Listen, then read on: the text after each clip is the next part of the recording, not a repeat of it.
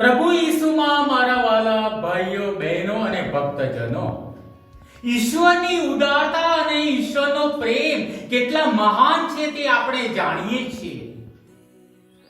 નવા કરારમાં ઈસુની વાત કરીએ કે જૂના કરારમાં ઈશ્વરનો પ્રેમ ઉદારતા એ આપણે જાણીએ છીએ. અને એટલે જ પ્રથમ શાસ્ત્ર પાઠમાં ઈશ્વર જ્યારે ઇઝરાયેલી પ્રજા આમ તેમ ભટકે છે, બીજી પ્રજાઓમાં જાય છે, ત્યારે એક ધ્યેય નક્કી કરે છે. એમને સાથે લાવવાનું, એમને એકતામાં રાખવાનો એક ધ્યેય કરે છે. આ ઇઝરાયેલી પ્રજાને પાપમાંથી ઉગારવાનો એક ધ્યેય નક્કી કરે છે અને તેમનું રાજ્ય દાવીદ રાજા સંભાળશે તે ધ્યેય નક્કી કરે છે. અને સાથે સાથે એક કરાર નક્કી કરે છે. આ કરાર કેવો કરાર?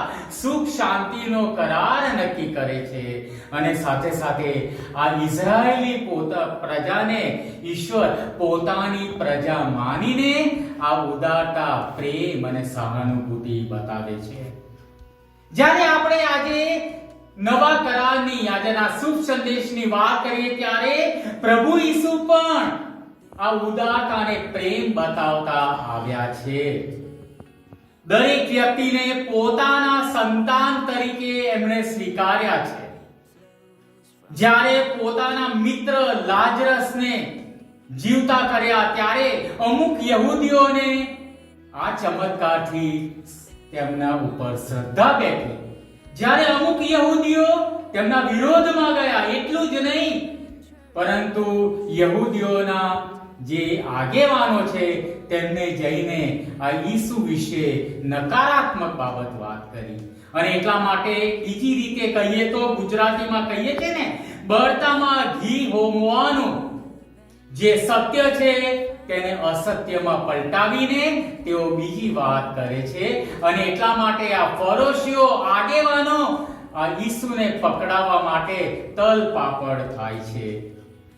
પરંતુ ઈસુ પોતાનો ધ્યેય છોડી દેતા નથી. પોતાનો પ્રેમ અને ઉદારતા પોતાના બલિદાન દ્વારા આપતા જ રહે છે અને આપતા જ રહે છે.